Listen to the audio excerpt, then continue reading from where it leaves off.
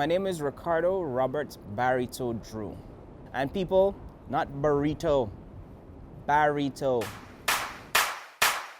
All day we drinking and we don't need no chaser. Rum in our system, professional drinker. All day we drinking and we don't need no chaser. Rum in our system, professional drinker. Drops up. Show me where you're drinking. Drops up. Show me where you're drinking. Drops up. Drink where you're drinking. Drops up. I'm a professional. Drops up. Show me where you're drinking. Drops up. Show me where you're drinking. Drops up. Drink where you're drinking. I'm a professional. I was born in Antigua, raised in Trinidad, and also raised in Florida.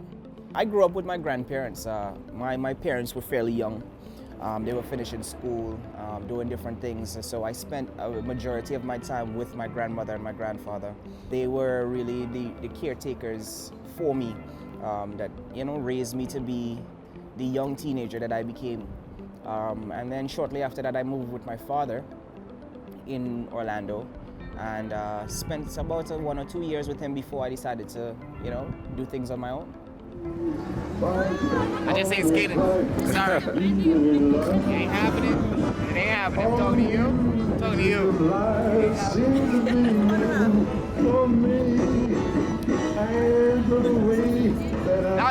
That's my Stephen Curry moment. Music, man, the curse and the blessing at the same time. I got into music through my mom. My mom was in the entertainment industry. She was a personality. Well, she is a personality for both radio and television. And watching her on a daily basis and listening to her on a daily basis was inspiring to me. But I always wanted to be a singer. Not always wanted to be a soca singer. I mean, I love my culture, but I always wanted to be a singer. I was always into the pop and the R&B. I was like, Mommy, look, I could do this. Boys to men, it's back again. And then she was like, just keep doing it. Keep, working on your craft, perfecting your craft. And then, soca started to call.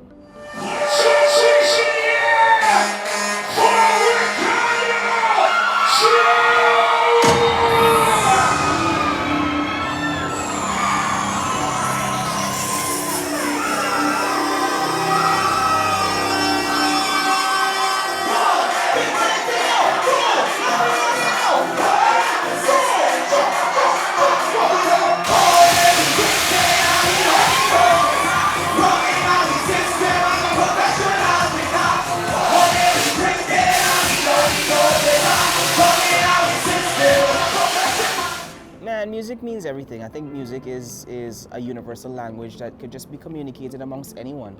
I've gone to places where people don't speak English, and my music connects to them, and that connects me to them and them to me. I believe that music is just a form of love. It's a form of happiness. It's a form of emotion.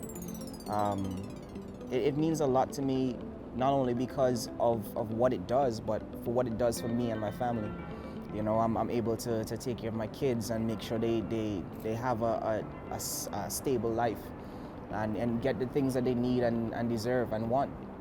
As much as I can go home and see and be with the boys, I do. If not, I try to Skype and talk to them as much as possible. I will tell you, just last year alone, I probably saw them, out of the 12 months, I probably saw them for 2. And that's not like 2 months wholly and solely. That's like a week here, a couple days there. It's been difficult, I wouldn't like to tell you, but I think my family and their mothers have been very, very, very, very understanding where my traveling has been concerned. With this comes a massive struggle. Some people are fortunate to have, the blessing of getting it right away, and then others aren't. For me, I struggled for a long time, a very, very long time. I think about 11 or 12 years of people, just bashing me and telling me quit, telling me I can't do it, telling me, yo, do something else. And it wasn't the easiest thing for me at all. I had a few people in my corner, 1 or 2, but to say like I had like a team, I didn't. I had a couple people that you know, we had a dream, we saw the vision, they believed in me. But beyond that, everything was done myself. This side, from you, all the way over here, you're the hooligans. Hooligans, make some noise. And from you, all the way over here, you're the vagabonds. Vagabonds, make some noise. So right now, we're going to see who can mash up the place more. The hooligans or the vagabonds. Isaac, give a little speed it up a little bit, please, right? Vagabond, honestly, was a trying time in my life in terms of my career and where I wanted to go, or where I was at and what was happening. And according to one of my mentors, it was because I wasn't doing it right. I was trying to copy and be like everybody else, as opposed to being me. So he said to me, which this is Juice Man from the Roy Cape All Stars. He told me, he said, Ricardo, you need to find you. You need to find your sound. You can't be like Edwin. You can't be like Kes. You can't be like Marshall. Go and find you. So that year, which was 2014, I believe, I went into the studio with all hope lost. It was like my last resort. It's like, okay, guys, if this doesn't happen, I'm done. I'm finished. Forget it. And then one day, my friend Berger and I, we were in the studio just vibing, myself, Berger, and Charlie, actually. And, you know, we were having a little drink, a couple shots, and we were under the influence, and we were listening to a production from Mr. Roots. And, you know, we just started to come up with this drunken chant. Well, drunken because we were drunk. We were that jamming in the band. And at first I was like, man, that's weird. I don't like it. And Berger was like, no, try it. You know, try it. Be a part of it. You know, feel it. And I was like, all right, cool. Let's experiment. And we put it out, and the rest was history. Vagabonds, hooligans, I'm in the air. Put your hand in the air, all in the back. 1, 2, everybody jump. I tell you the way that I jump in the what they calling me. Who? What? I tell you the way that I wine on every. Smash up the place, smash up the place. Here we go. I said 1, 2. Me, soca is my favorite. You know, I think it's one of the types of the genres of music that's like the happiest. You know, people enjoy themselves right around. Initially, when I started singing, I was very, very limited to singing through my nose. So, you know, everybody was like, yo, why are you singing so nasally, bro? And so after a while, I was like, I'm gonna go with nasal. And then I didn't like that. And then people used to be like, yo, you and your dad, y'all look identical. So people started calling me Part 2. So I started calling myself Part 2. And then one day a girl she's like, yo, you're an artist? I'm like, yeah. She's like, what's your name? I'm like, Part 2. She's like, ew, what kind of name is that? And there went my dream. So I decided to go with my real name. Ladies and gentlemen, my name is Ricardo Drue.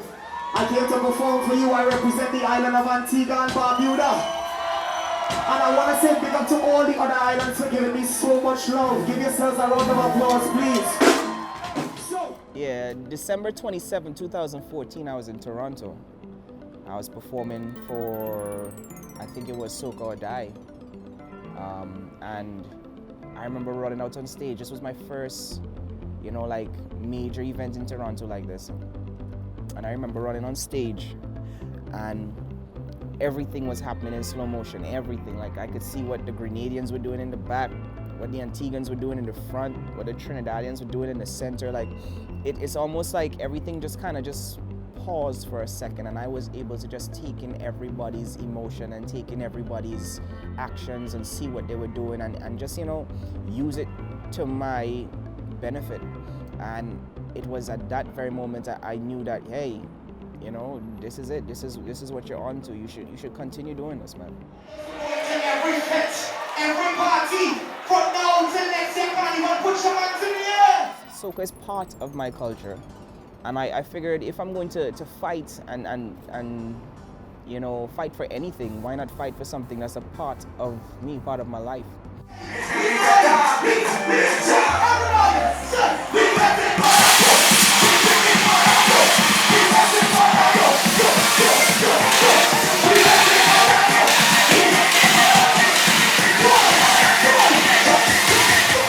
You know, so I decided at that point that soca is where I want to go. Yeah, ID, nation.